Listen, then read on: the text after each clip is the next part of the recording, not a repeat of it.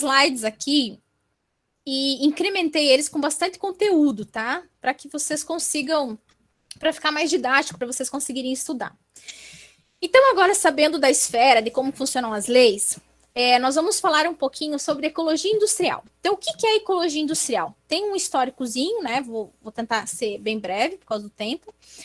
Então, aqui nós temos os autores, tá? A prof enumera alguns pontos principais desse histórico da ecologia industrial. Então, nós podemos colocar aqui que começou-se a estudar, né, os sistemas, então, os sistemas de uma forma geral, toda a sociedade, nos anos de 60 e 70, né? Daí nós temos uma publicação bem relevante dentro da ecologia, são os fundamentos da ecologia, né? E nesses fundamentos ele traz, então, em 1971, ele traz o sistema humano como inserido no ambiente. E aí muda um pouquinho a concepção, né? Nós não temos mais o sistema natural e os seres humanos aqui como independentes. Não, nós temos os sistemas humanos como parte desse meio ambiente, né? E aí entra nesse conceito de ambiente, que é tudo, né? Que a gente já falou anteriormente.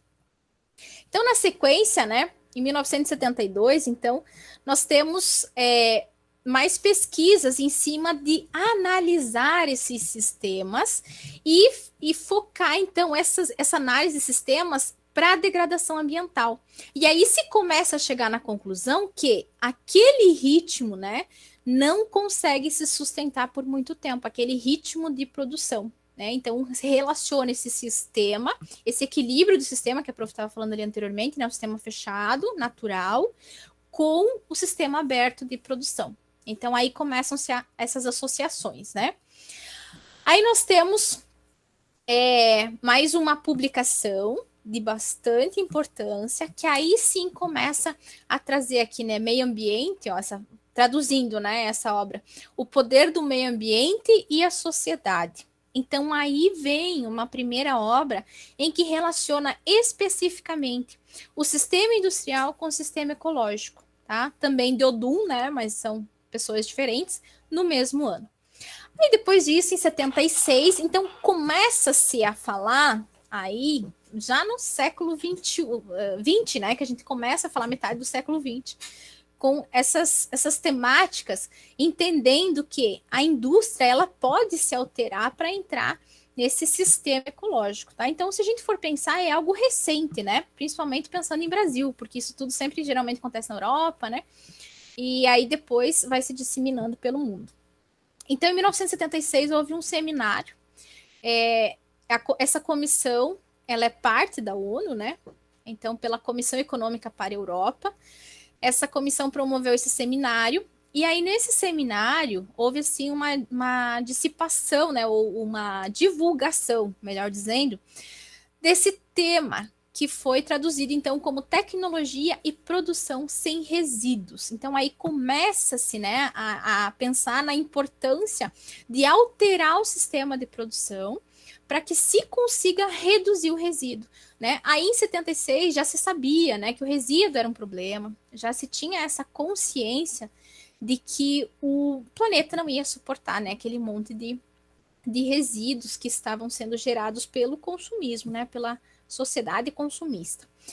E aí surge então pela primeira vez, né, uma das primeiras vezes, vamos dizer assim, porque em produção acadêmica, né, a gente nunca sabe pontuar se realmente foi a primeira vez que apareceu, mas enfim, o termo ecossistema industrial. Então, a indústria ela foi vista como um ecossistema. E ecossistema tem que estar em equilíbrio, de certa forma, né? Então, aí se começa a falar como um paralelo entre o ecossistema natural, que se conhecia, e o ecossistema industrial. E pensar que ele tem que, assim como o natural, manter um equilíbrio, né? Então, nesse encontro nacional, anual aqui, dessa Associação Geológica Alemã, né, foi apresentado, então, em uma publicação desse geoquímico, né, Claude, em 1977, então, sobre o tema, né, o termo ecossistema industrial.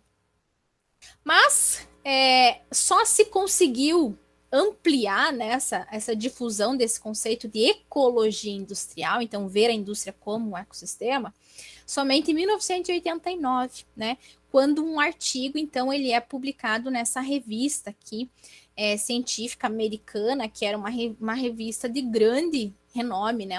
Uma revista muito conceituada. Então, a partir daí, se tem mais essa difusão.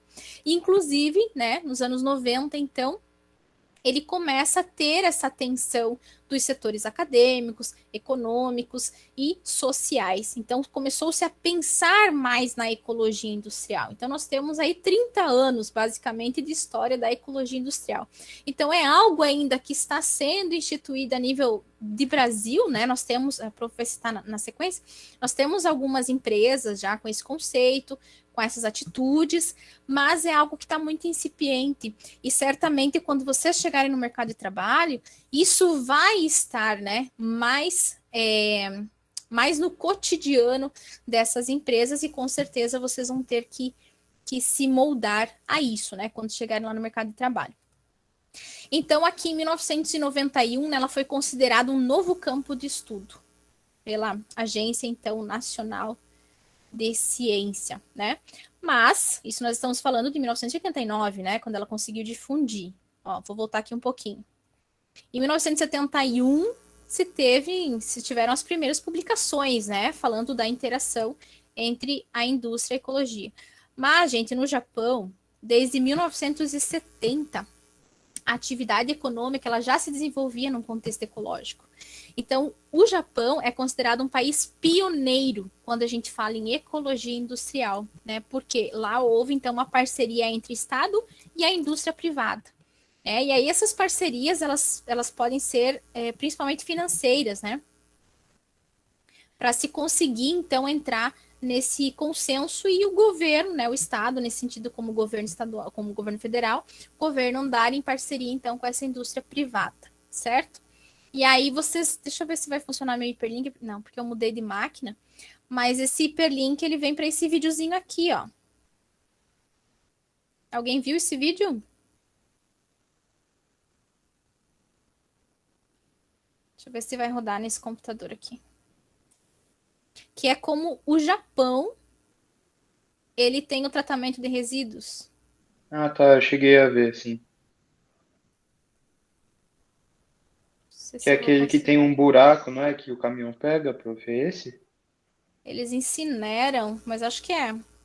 São reservatórios enormes. Deixa eu ver se eu acho É aqui esse no mesmo. YouTube.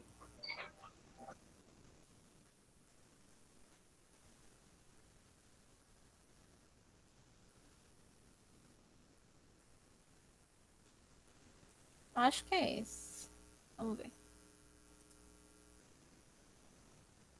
Porque se chega lá antes, né, as coisas vão sempre evoluindo. Então, certamente,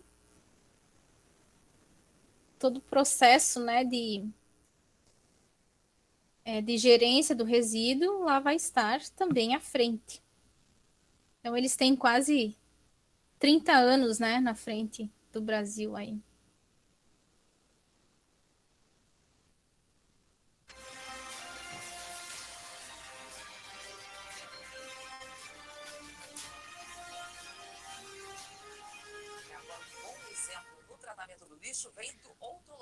Peraí que agora abriu o vídeo.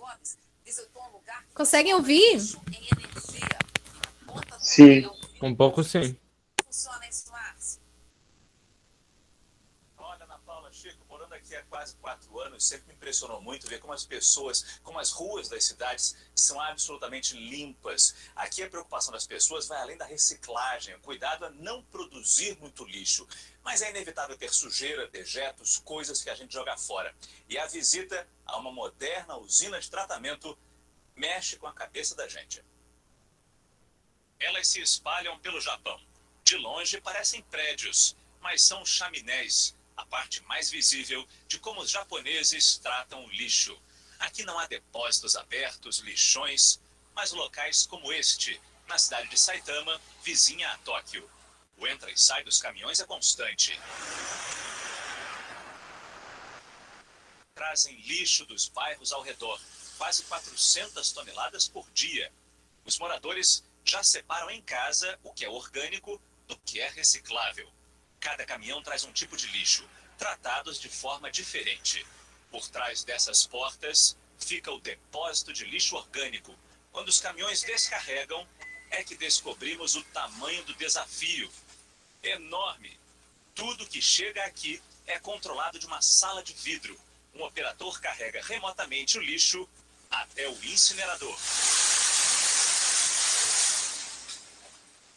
Lá dentro, a queima acontece por 1 hora, a temperatura de 1.800 graus centígrados. De um lado, forma-se um gás, que por uma tubulação alimenta uma turbina geradora de energia. Daqui sai eletricidade para atender o equivalente a 10.000 casas. De outro, o que sobra da tal queima. Resíduos e metais, que são reaproveitados em sua quase totalidade. Como, por exemplo, para asfaltar ruas. No mesmo prédio, mas para outro grande depósito, vai o lixo reciclável. O cuidado ali é outro. Essa enorme garra de aço tem capacidade de transportar até 3 toneladas de carga. Lá no fundo, só tem plástico. Todo esse material vai para uma separação manual antes de ir para a reciclagem. O processo é rápido. Funcionários separam garrafas PET do plástico comum. Latas de alumínio, metais, são distribuídos em outro setor. E no final, tudo já sai embalado, limpo, pronto para ser vendido para centros de reciclagem.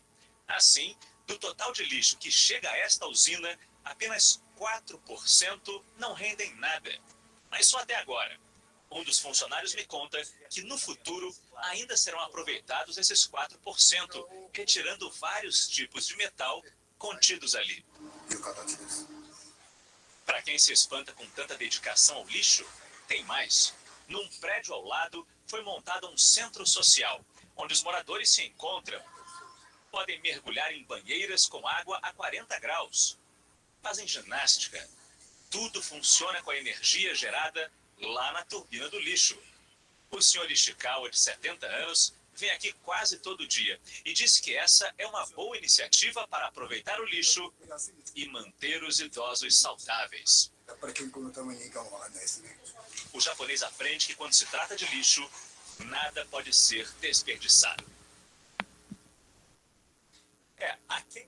Muito bem, mas isso é uma cultura, né, gente, também. Não só a iniciativa governamental, mas é uma cultura de toda a população. Top né, demais isso.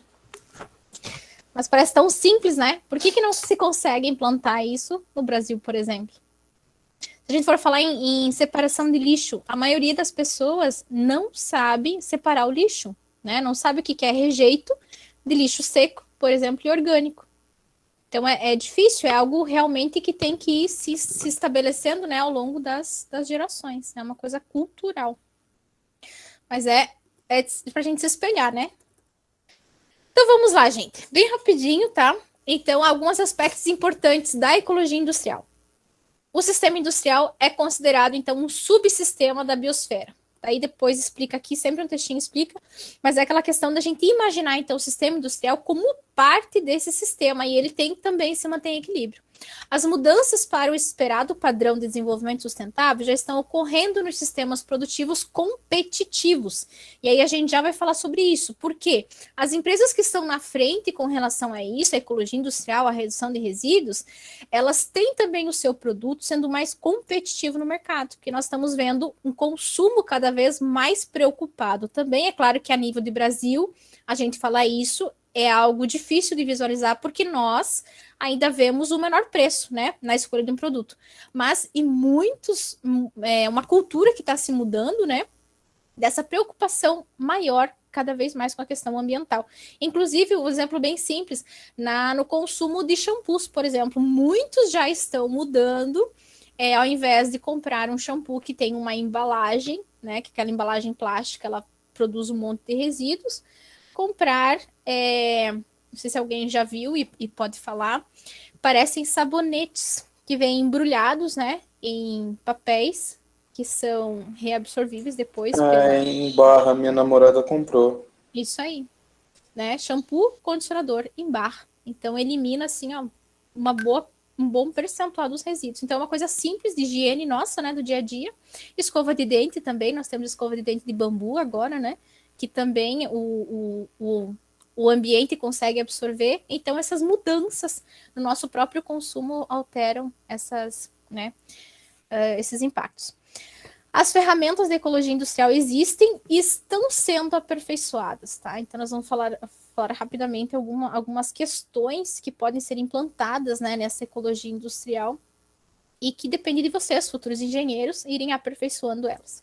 A ecologia industrial abre novas oportunidades, então, para os negócios e para os governos, né? Para os negócios, porque a gente tem, aí, segundo as teorias, né, a redução dos custos de produção, tem novos ganhos, novos mercados, porque pode ter subprodutos, comercialização de novas tecnologias, né, materiais e processos. Então, se cria também essa cultura da empresa, da própria empresa, financiar o desenvolvimento de tecnologia, que a Prof falou antes também, que é importante. Então, o que é nessa ecologia industrial?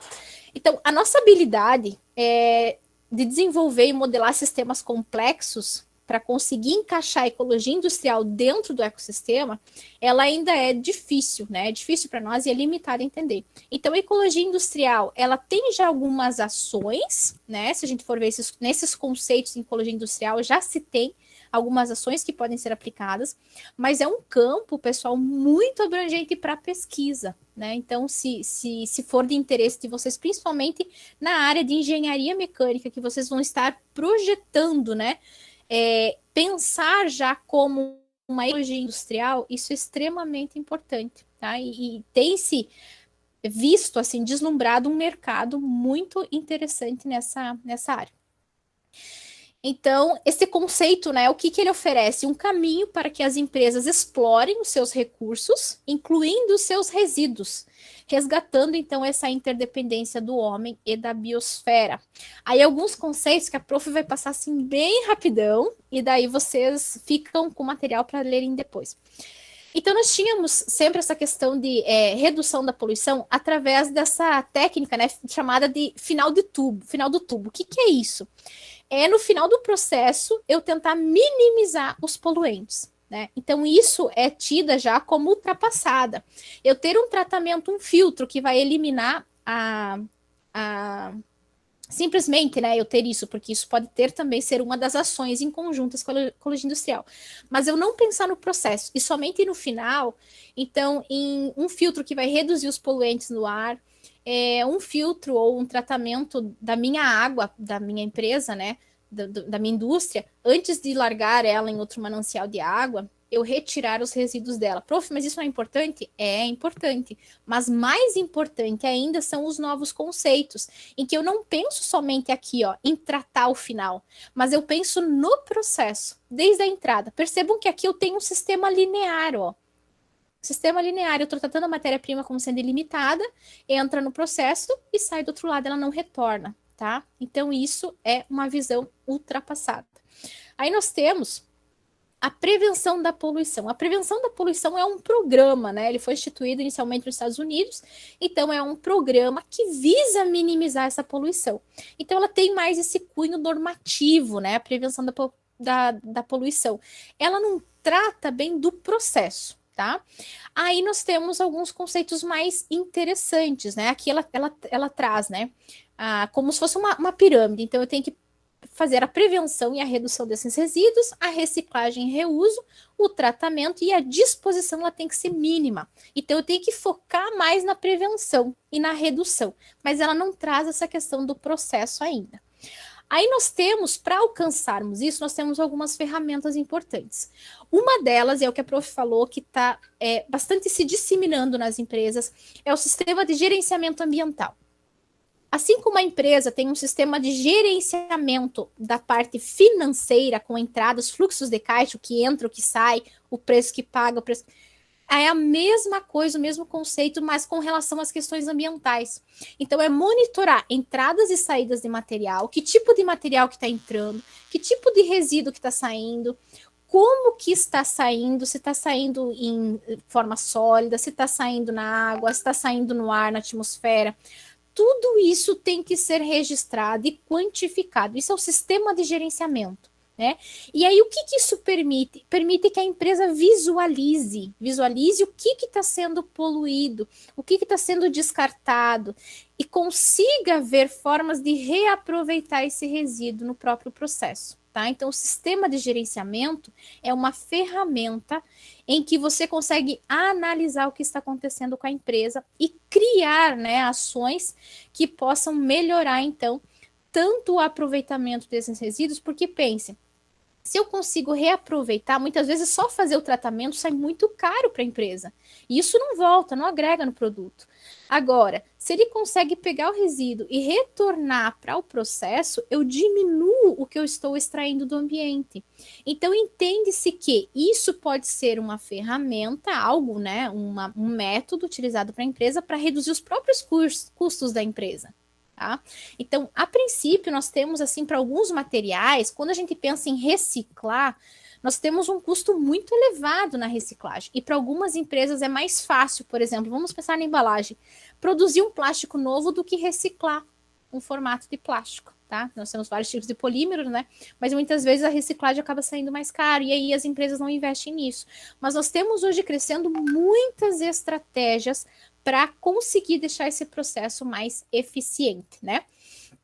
Então tá aqui uma das ferramentas, e esse sistema de gerenciamento ambiental, ele é exigido pela ISO. O que é a ISO? Então nós temos várias ISOs, né?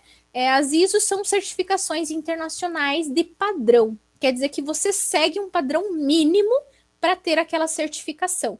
Então, para você conseguir uma ISO, né, 14001, que é do grupo das 14.000, que fala sobre a preocupação do meio ambiente, essa ISO aqui, ela vai exigir várias coisas. Ela vai exigir uma política ambiental da empresa, um plano ambiental, a implementação desse plano, monitoramento e medidas corretivas para cada um dos poluentes, né, dos componentes que foi identificado, e análise dessa gestão. Então, tudo isso aqui, é claro que tem metas, né, e critérios mais bem especificados. Então, é uma lista de vários critérios para você conseguir essa certificação. Mas uma vez certificado, o teu produto vale mais. E muitos países só vão aceitar produtos de empresas certificadas pela ISO 14.000. Então, uma vez que você tem esse gerenciamento, que você sabe o quanto você está poluindo e você tem medidas para minimizar essa poluição, você consegue ser certificado e o teu produto agrega valor, né? Principalmente você ganha mercados internacionais. A nível nacional, como a prof falou, isso ainda não é tão bem visto, tá? Mas a nível internacional, sim. Então, outra ferramenta é um relatório público ambiental. O que é esse relatório? Também muitas empresas vêm fazendo. Tudo que você quantificou e gerenciou aqui em cima, no sistema de gerenciamento ambiental, você publica, tá? Através de um relatório. Então, é uma apresentação pública e voluntária do desempenho dessa empresa, né? E aí você pode fazer no ano o quanto de emissões iria para a atmosfera, vamos usar um exemplo, e quais foram as medidas tomadas pela empresa e o quanto que isso reduziu. Prof, mas como que eu vou reduzir na produção? Você pode substituir componentes que você usa, não só na tua matéria-prima, mas no processo, né? Então, tem vários exemplos, não vou conseguir apresentar aqui, mas a prof vai deixando material para vocês, tá? Ao longo do próximo semestre, mostrando exemplos, né, de vários setores, vários segmentos, em que se consegue substituir alguns elementos químicos no próprio processo de fabricação. Tá? E aí se consegue diminuir esses fluxos, né? essas emissões de poluentes. Tá? Então, o relatório é algo que pode ficar, inclusive, no site da empresa, para que todos consultem. E a empresa ela tem essa melhor visibilidade, né? Melhora a imagem da empresa, uma vez que a comunidade vê que ela está se preocupando com o meio ambiente. Né? Um outro conceito também bastante difundido é o conceito de produção mais limpa. Ele tem um pouco de similaridade com a prevenção, né? O PP que nós vimos lá em cima, a prevenção da poluição. Mas ele traz mais ações, né? Ela traz mais essa questão de redução, né? Então, aqui é uma aplicação contínua de estratégias, a prevenção ambiental, mas essa estratégia ela vai nos processos, no produto e nos serviços. Ela quer aumentar essa eficiência, então, de produção.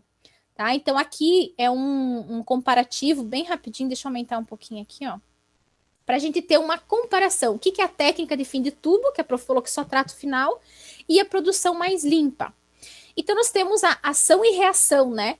A reação é a consequência. Então, a técnica de fim de tubo, ela só vai agir na reação. E aqui, na produção mais limpa, é lá na ação, que eu vou conseguir agir, ou seja, no processo.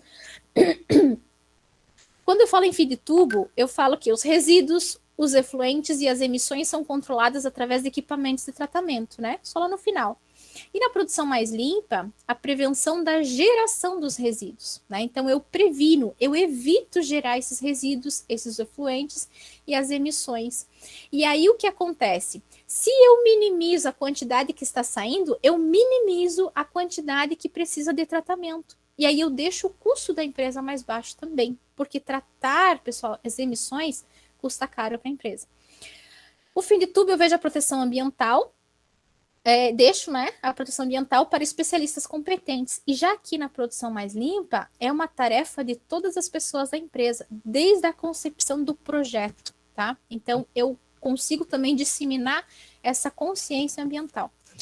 A proteção ambiental atua depois do desenvolvimento do processo, quando eu estou falando de final de tubo. Aqui, a proteção atua como parte integrante do design do produto e do processo. Então, desde que eu penso no produto, eu penso no material, eu penso no design dele, por quê?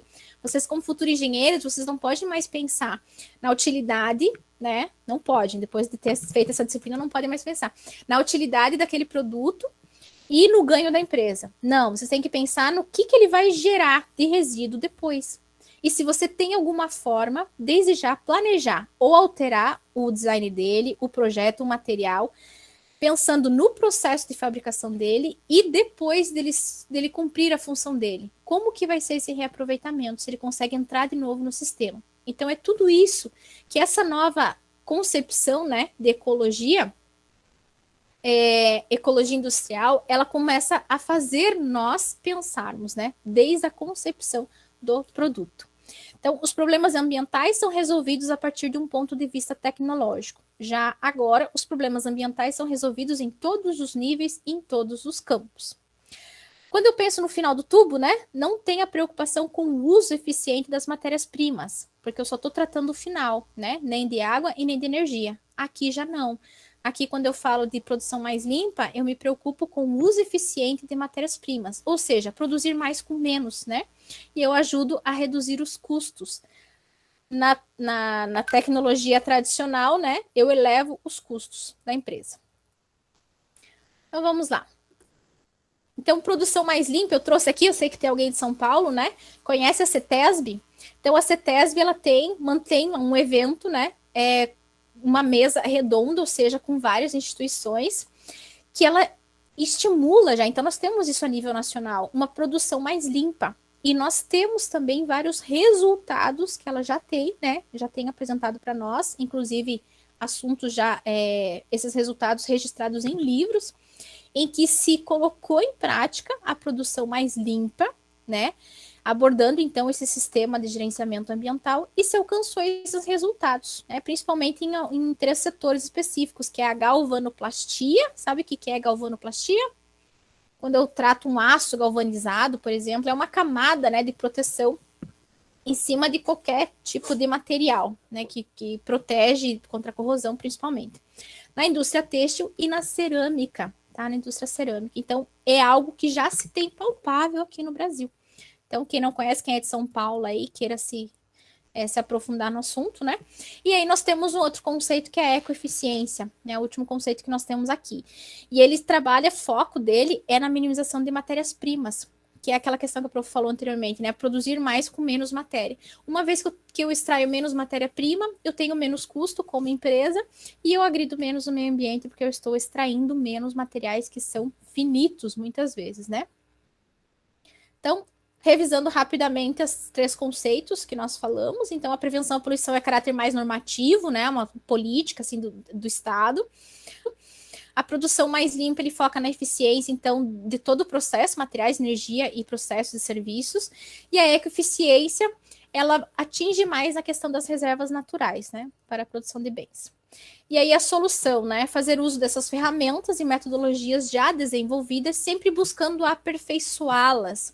E aí eu tento aperfeiçoar essas técnicas que já existem, tornando os sistemas menos lineares e mais cíclicos, né? Mais fechados.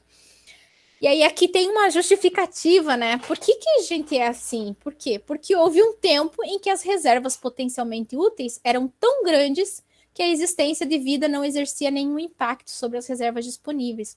Então, se houve um tempo em que elas eram tão grandes e a população era tão pequena, né? Que se podia tratá-las como se elas fossem infinitas. E aí isso mudou. E é por isso, então, que toda essa concepção ela tem que ser alterada. E vocês, qual a função de vocês? Através, então, dos projetos de extensão que vocês vão começar a desenvolver a partir de agora, vocês vão começar a disseminar esse conceito e as ações da ecologia industrial. Fechou? Muito rápido, né? Essa parte, a prof teve que dar uma acelerada. Mas tá aqui o material. Eu vou postando artigos, tá? Porque a partir de agora, deixa eu fechar aqui. A partir de agora, vocês vão trabalhar em cima de estruturação do artigo de vocês.